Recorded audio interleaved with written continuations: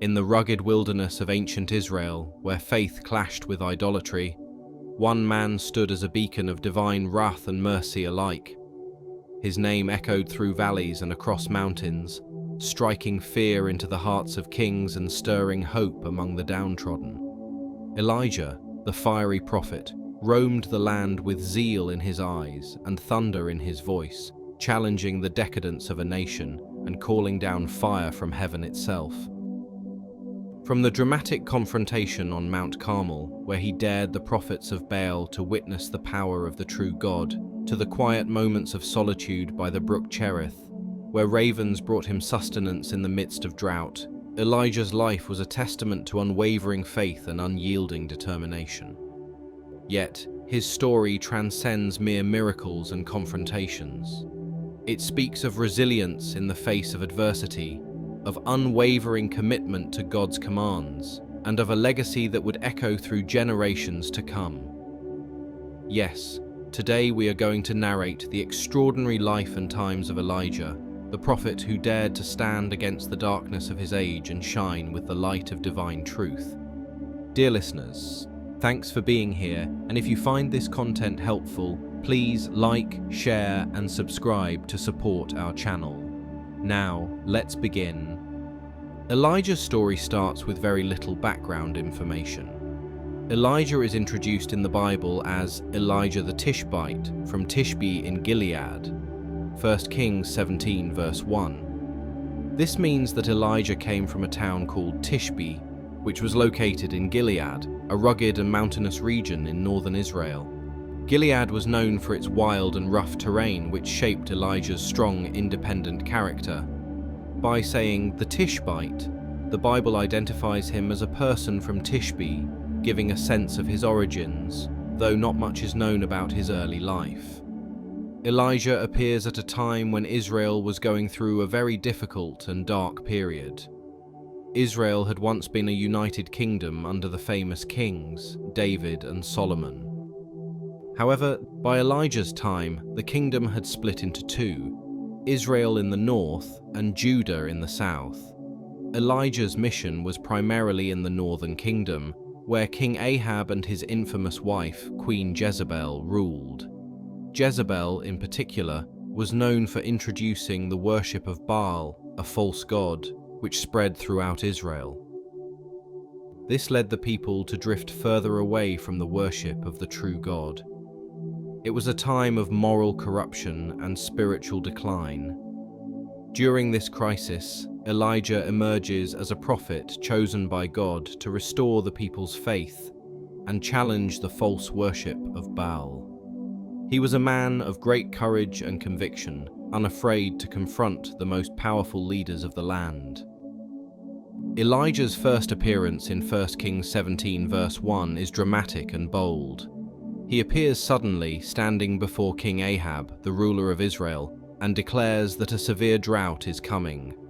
Now Elijah the Tishbite from Tishbe in Gilead said to Ahab, "As the Lord, the God of Israel, lives whom I serve, there will be neither dew nor rain in the next few years except at my word."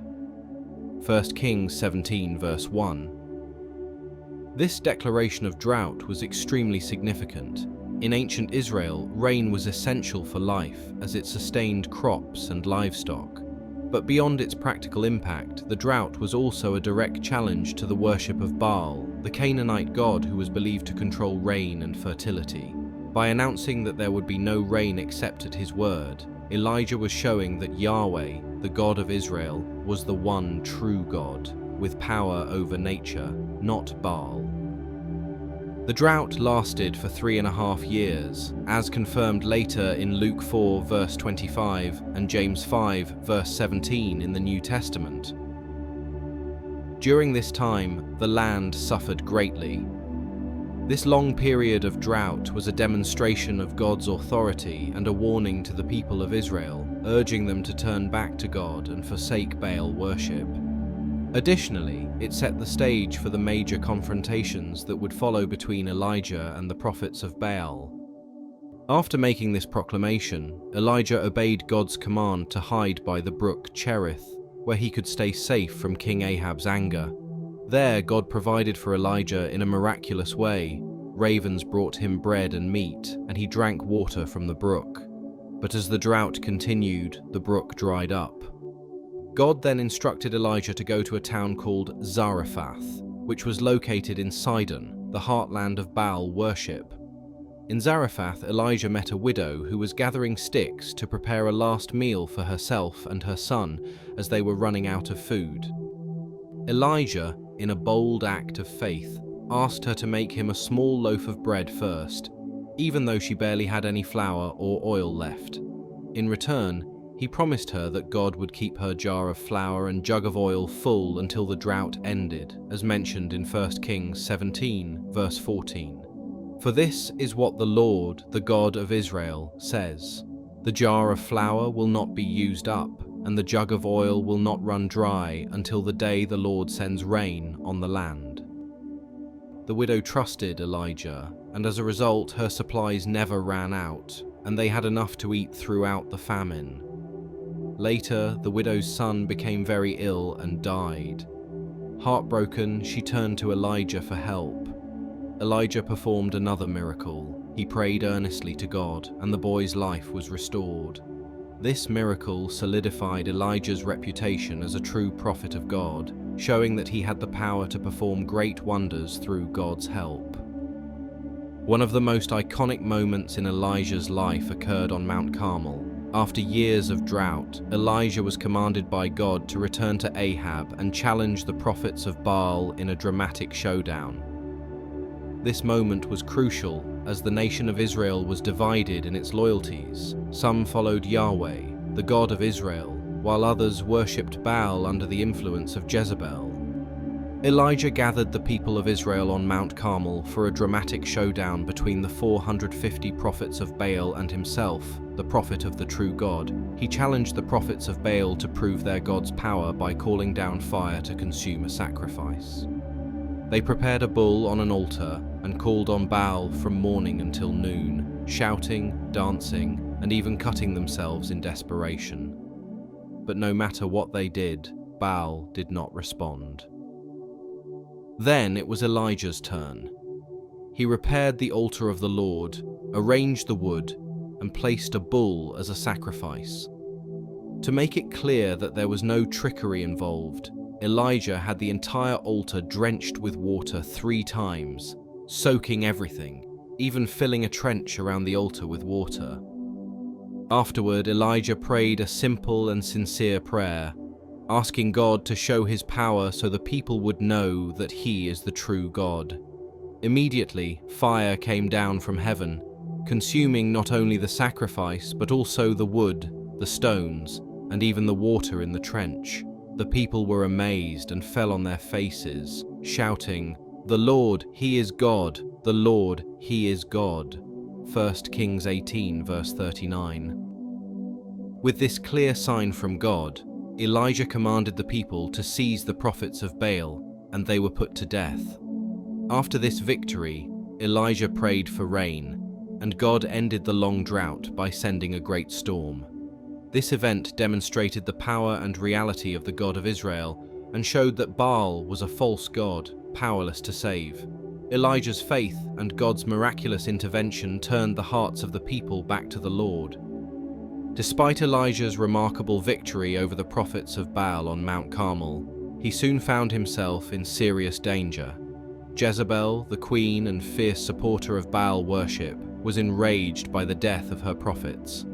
She threatened Elijah's life, sending a message that she would kill him just as he had killed her prophets.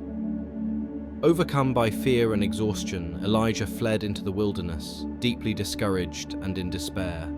He reached a place where he sat under a broom tree and in his desperation prayed for God to take his life. Elijah cried out, "I have had enough, Lord. Take my life," feeling like he could no longer go on. But God had a different plan for Elijah. Instead of granting his request to die, God sent an angel to minister to him. The angel provided Elijah with food and water, encouraging him to eat and regain his strength. Elijah ate, drank, and rested, but the angel came again, providing more food and telling him that he would need strength for the journey ahead. This food gave Elijah the energy to travel for 40 days and 40 nights to Mount Horeb, also known as Mount Sinai, the same mountain where Moses had encountered God. At Mount Horeb, Elijah sought refuge in a cave. There, God asked him a powerful question. "What are you doing here, Elijah?" Elijah poured out his heart, expressing his feelings of isolation, fear, and failure. He believed he was the only faithful prophet left, and he felt that his efforts to turn the people back to God had failed. Elijah told God, "I have been very zealous for the Lord God Almighty. The Israelites have rejected your covenant, torn down your altars, and put your prophets to death with the sword. I am the only one left, and now they are trying to kill me too." 1 Kings 19 verse 10. In response, God instructed Elijah to stand on the mountain as he passed by, signaling that God was about to reveal himself to the discouraged prophet. As Elijah waited, a powerful windstorm tore through the mountains, shattering rocks. But the Lord was not in the wind. After the wind, there was an earthquake, shaking the ground beneath him. But the Lord was not in the earthquake either. Following the earthquake came a fire. Yet again, the Lord was not in the fire. Finally, after all the chaos and noise, Elijah heard a gentle whisper, a still, small voice. It was in this quiet and calm moment that Elijah experienced the presence of God. This encounter taught Elijah and us a profound truth. While God can work in powerful and dramatic ways, he often chooses to speak and reveal himself in the quiet, humble moments where his voice is clear and gentle. God then reassured Elijah that he was not alone, even though he felt isolated. God revealed that there were still 7,000 people in Israel who had not bowed to Baal or worshipped him. This was a reminder that Elijah's work had not been in vain, and that God was still preserving a faithful remnant. After his profound encounter with God at Mount Horeb, Elijah received new instructions from the Lord, signaling a fresh direction in his prophetic mission. God told Elijah to anoint Hazael as king over Aram, Syria, a foreign nation, indicating that God's influence extended even beyond Israel. He was also to anoint Jehu as king over Israel, to bring judgment on the house of Ahab. And finally, God instructed Elijah to anoint Elisha as his successor, a prophet who would continue the work Elijah had begun. This marked a significant turning point in Elijah's life, as it reassured him that his mission was far from over and that God had a plan for the future, not only for Elijah, but for the nation of Israel. Elijah's task was now to prepare the next generation and ensure the continuity of God's prophetic voice through Elisha. Following these instructions, Elijah went to find Elisha, who was working in a field, plowing with 12 pairs of oxen. This detail suggests that Elisha came from a wealthy family, but when Elijah passed by, he threw his cloak, mantle, over Elisha's shoulders, a symbolic act that signified the transfer of prophetic authority. By doing this, Elijah was essentially calling Elisha to leave his former life behind and follow him as his disciple and eventual successor. Elisha immediately left everything to follow Elijah, symbolizing the passing of the prophetic mantle from one generation to the next. Though Elijah's mission continued, Elisha's presence signaled that Elijah's time on earth was drawing to a close. After anointing Elisha as his disciple, Elijah continued his work as a prophet, fighting against the corruption in Israel caused by King Ahab and Queen Jezebel. One of the most significant confrontations he faced was over Naboth's vineyard. King Ahab coveted a vineyard owned by Naboth, which was situated next to his palace in Jezreel. He approached Naboth, offering to buy the vineyard or exchange it for a better one. However, Naboth refused to give up his vineyard because it was part of his family legacy. The laws of Israel prohibited selling land that had been passed down through generations, making it important for him to keep it. Distressed by Naboth's refusal, Ahab returned to his palace and sulked.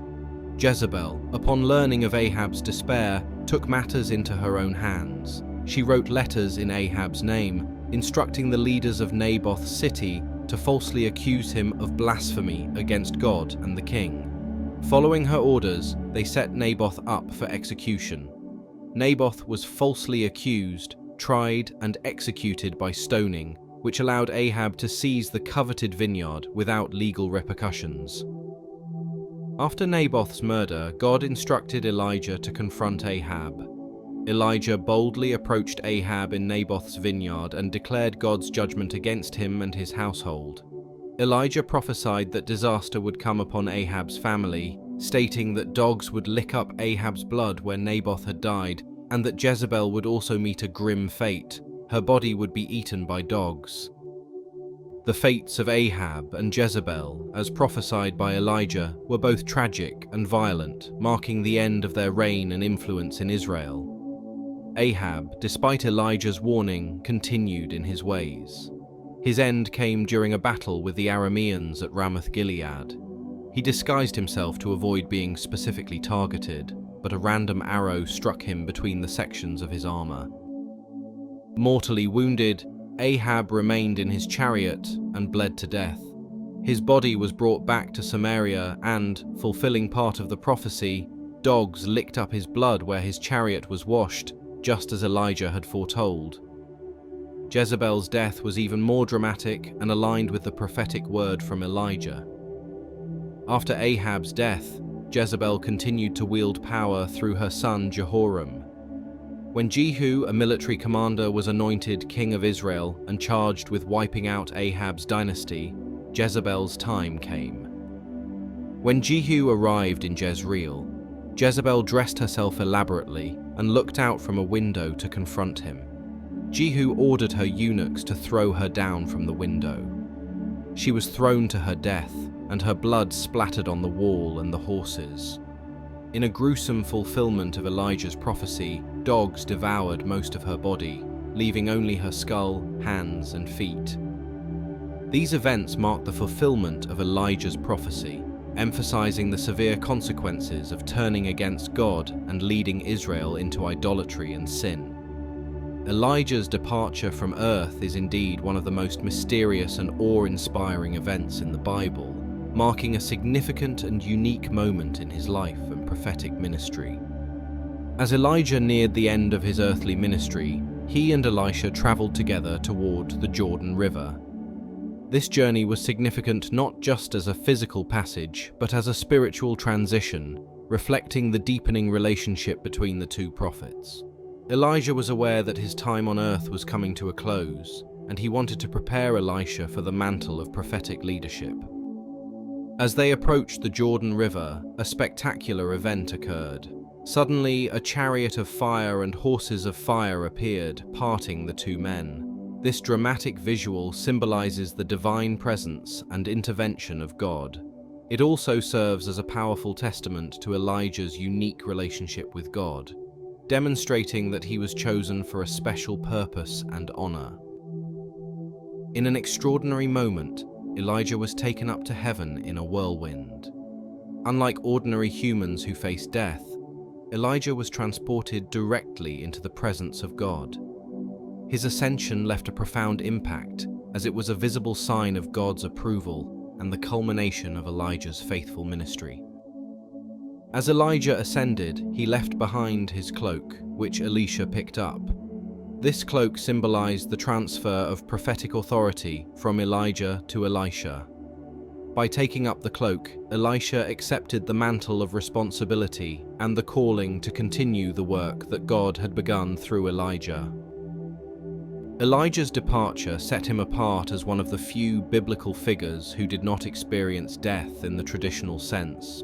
His unique end, coupled with the dramatic circumstances surrounding it, has inspired countless generations. Elijah's legacy continued not only through Elisha, but also in the prophetic tradition of Israel, where he is often referenced as a model of faithfulness and courage in the face of opposition.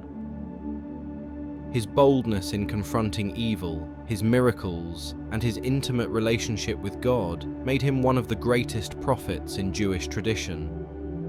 Elijah was so significant that the prophet Malachi foretold that he would return before the coming of the great and dreadful day of the Lord. Many believe that this prophecy points to Elijah's role in preparing the way for the Messiah.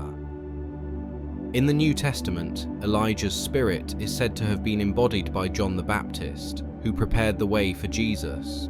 Elijah even appeared alongside Moses during the transfiguration of Jesus, symbolizing the fulfillment of the law and the prophets. Thus, Elijah's life is a story of faith, courage, and unwavering commitment to God, set against a backdrop of spiritual and moral decay in Israel. From boldly confronting King Ahab and the prophets of Baal, to performing miracles and mentoring Elisha, Elijah's journey was marked by extraordinary moments of divine power. His departure from the earth in a whirlwind, carried by a chariot of fire, solidified his status as one of the most unique and influential figures in the Bible. His story, though ancient, continues to inspire all who seek to stand boldly for truth in the face of opposition. And that's it for today's video. If you enjoyed this exploration, don't forget to like, comment, and subscribe for more intriguing content. Until next time, stay curious and keep exploring.